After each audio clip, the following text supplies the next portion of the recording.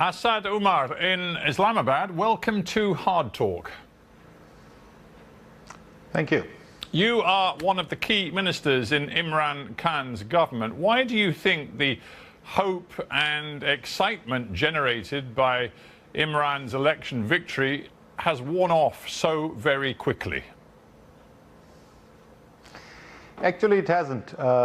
If you look at the Pakistani media and listen to the political talk shows and maybe hear some of the discussions going on in the parliament, you might be led into believing what you just said.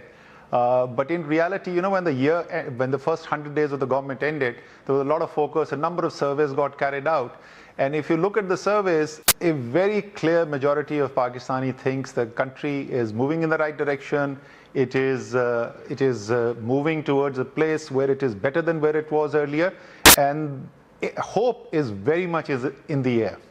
The truth is, the country isn't going in the direction that Imran promised for it. In fact, the press have taken to calling him Mr. U-turn. He said, "I will be ashamed to go abroad and ask for money." Well, the truth is, that is precisely what he has been doing. Well, but by the time the government came in, it was a well-known fact that Pakistan needs some kind of a bailout. And I'm not saying that today. I said this repeatedly in interviews to print, even in international media before going into the elections. And it is not something to be proud of. So if he says I'm ashamed of it, you have to have pretty low self-respect to go around doing what the Prime Minister of Pakistan, the Finance Minister of Pakistan have to do in the current circumstances and be proud of that fact. The real challenge is the real decision, and that's how we will be judged in the future. Did we take the decisions of setting the country's economy on a path where this is going to be what I've repeatedly said, the last IMF program if we get into one right now? And for that, a very, very clear direction has been set. Pakistan has been using a growth strategy which is imported capital finance, consumption-led. That has led us repeatedly into these current account deficit cycles. It's taken our external indebtedness to a level which is not sustainable until we move Pakistan to a domestic resource mobilized, productivity-led, export-oriented economy. We're not going to be getting out of this begging bowl syndrome. And in the very first 100 days, we have taken clear decisions which are moving the country in that direction. Very interesting you say that, Minister. But if one cuts through the economic jargon, it seems to me that what you have done is sort out loans from those who are going to impose the least conditions upon those loans. You looked at the IMF at the very beginning. You wanted a big wodge of money from them. Some people said up to $12 billion. Then you realized there were going to be very, very serious conditions imposed upon it. So you cut the bid to $6 billion, and you haven't even agreed that. And instead, you've raced over to the Chinese and the Saudis and taken their money because they don't impose the same rigorous conditions. So you can't convince me that this is a new start for Pakistan. There are actually two different parts to that thing. First of all, the sequence of actions is not exactly consistent with what you just said. When I became finance minister, I said we will be reaching out to friendly bilateral countries as well as starting a dialogue with IMF, and we're going to do these things simultaneously because there is no time to first work out a strategy which is your preferred option.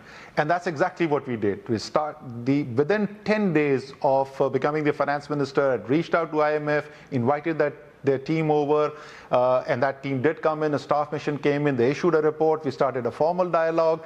The mission was here in the month of November, and that dialogue continues even today. That's all very well, Minister. But that's all very well, and I understand these things aren't altogether simple. But the bottom line is the IMF ties giving you up to $6 or $7 billion US dollars. It ties it to some very serious reforms that you must make to stop living beyond your means, including hiking energy prices, for example. You don't want to do that. That's politically difficult, which seems to me why you're so tempted to take the money from Saudi Arabia, for example, where they're not imposing those kinds of conditions. If you allowed me to complete my answer, you would have gotten the response to this part as well. That's what I said. There is a second part of it. And that is, we have not waited for IMF to impose any sanctions on us or impose any conditions on us to do what we think is required for the economy. In the very first 100 days, we have increased gas prices, we've increased electricity prices, we put in a supplementary finance budget where we increased taxes. We have been, the policy rate has been increased by the central bank. The rupee has been devalued. The currency has been adjusted by the central bank. So both the monetary policy and the fiscal policy have been moving in the very direction of the reforms that are needed. We don't need IMF to dictate that to us for us to do that, because we believe this is what's necessary.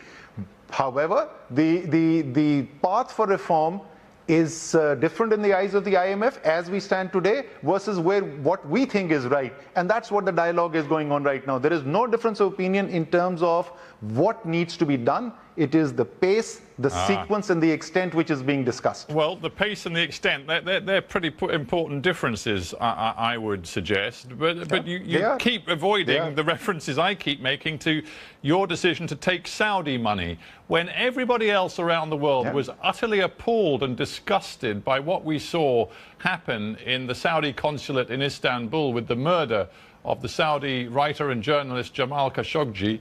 The Pakistani government held its nose, decided to send top representation to that investment forum in Riyadh, and your Prime Minister Imran Khan himself went out of his way to say nice things about the Saudis, and as a result you got an assistance package of around $6 billion. When we talk about shame, should you not be ashamed for that? Well, I would be happy to be ashamed of standing up with a country with whom I've had close bilateral relations, and both countries which have supported each other over years. And I've never lectured on what kind of a system that country should hold. Maybe the Western leaders should be ashamed of themselves talking about democracy, talking about freedoms, and then reaching out into the same Saudi pockets to take out billions of dollars of business deals.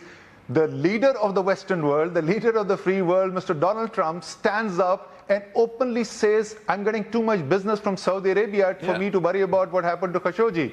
So maybe some of the Western leaders should be ashamed of themselves. Now, we are just being consistent in a bilateral relationship which has remained the same regardless of who is in power. Finance Minister, I take your point about Donald Trump. If he was sitting in the hard talk chair today, believe me, I'd be discussing with him his values, the way he treats his relationship with Saudi Arabia. As it happens, I've got you in the chair.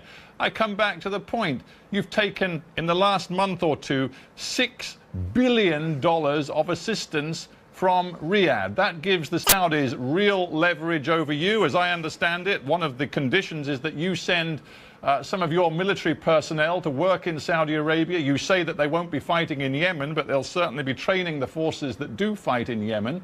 Is that a price that you, in all honesty, think is worth paying to just get yet more bailout money? The Pakistani relationship with Saudi Arabia goes back half a century.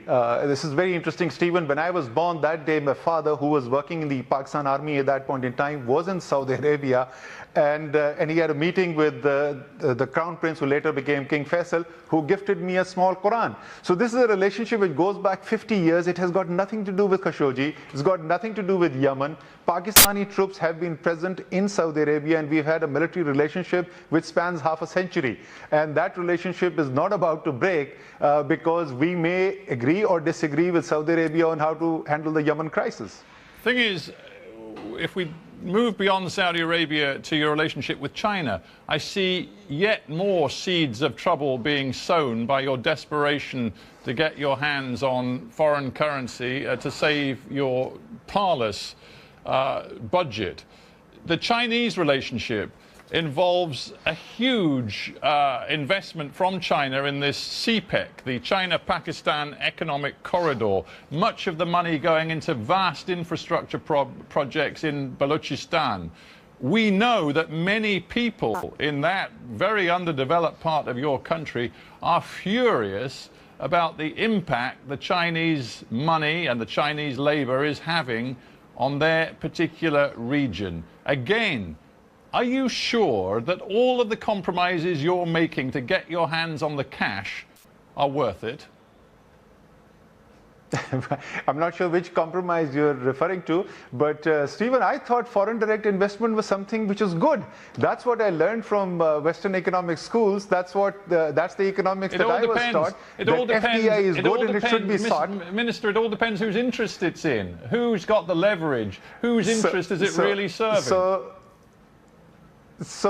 What is supposed to be a good deal is where the interest of both the investor and the country in which the investment is taking place is served. Both their interests are served, and that's exactly what is going on in CPEC. As far as vast number of people in Balochistan being furious at what the Chinese are doing there, on our last visit to China, when I went there with the Prime Minister, the Chief Minister of Balochistan, who is the elected Chief Minister of Balochistan, who represents the voice of the people of Balochistan, was with us, and he was eager to have the Chinese engagement in Balochistan increase versus what it is right now. So I'm not sure which are these people who are furious over Chinese engagement in Balochistan. Why does your government not go public with all of the arrangements, the financial details behind China's loans and indeed investments in Pakistan, including rates of interest, labor terms and conditions, all of those things? Many people in Pakistan have asked you to be completely transparent about the nature of the deals you strike with the Chinese, and the Pakistani government has always refused.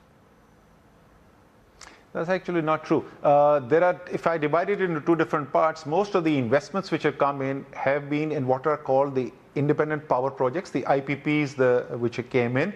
And those are investments which are made under a transparent, announced policy which the regulator puts into place. So those terms and conditions, you can go on the website right now and find out what the terms and conditions for those investments are.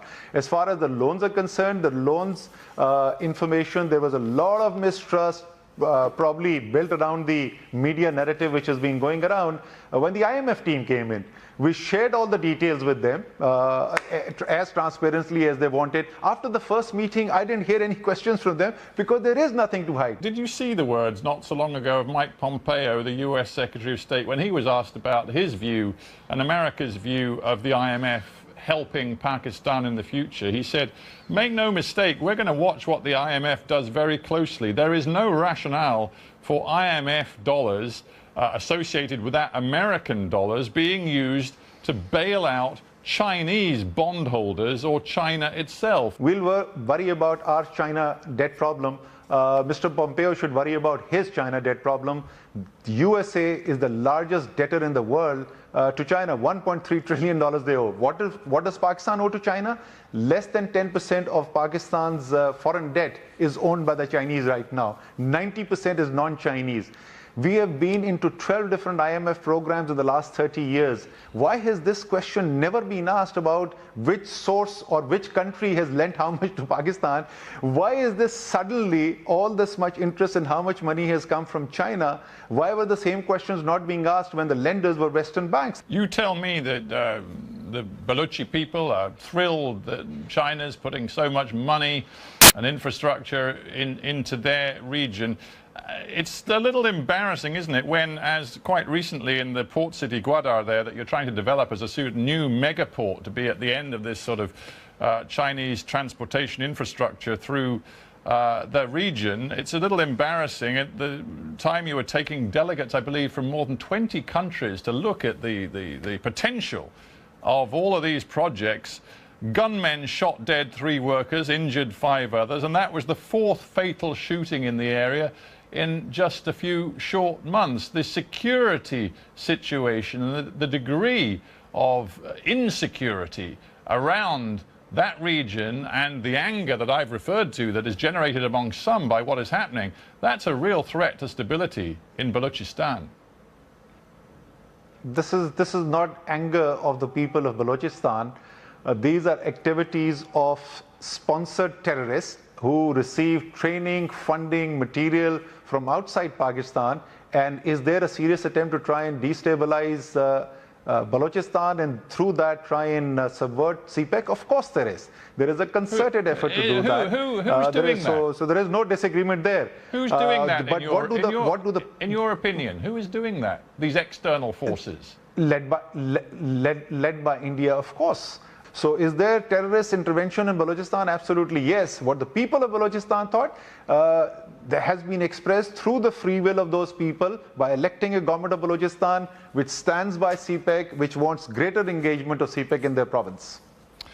Let's talk about the big picture in Pakistan. Imran Khan came to power, you became finance minister, promising a new era of fairness in your country where every individual Pakistani would get a fair shake. The situation today is that 45% of children under the age of 5 show signs of undernourishment and stunted growth. You have some of the worst education figures in all of South Asia. And at the very same time, only 800,000 Pakistanis out of a population of more than 200 million pay any significant tax. If you are to change that situation, it is going to require the most massive, thoroughgoing reform. Those are the very reforms that we have been working on despite the severe balance of payment crisis. The revenue generation aspect is absolutely central to be able to deal with the horrendous challenges that we have. You're absolutely right about that. The health situation, the education situation needs drastic reform. For that you need revenue. For that you need the revenue authority fix. So what are some of the things that we have already done? We have separated tax policy from tax administration, which is absolutely central to the reform effort. Almost the entire top leadership of that revenue authority has been changed. We have made changes in law which allow the application of modern technology, use of data analytics, algorithms, to figure out where tax evasion is taking place, who is evading taxes, to be able to go after them. We have developed these lists of high net worth individuals who are evading taxes. 3,100 of them have already been issued notices and the follow-up is being done. The database is more than 700,000. But we wanted to first pick on the big ones, make them an example and then expand the net. And I can go on with 10 other initiatives which have been taken as a result of this. It's interesting you alight upon tax evasion, and of course that's one element of an accountable, transparent system of governance. Another way of looking at that is looking at the state of the media and the right to free expression.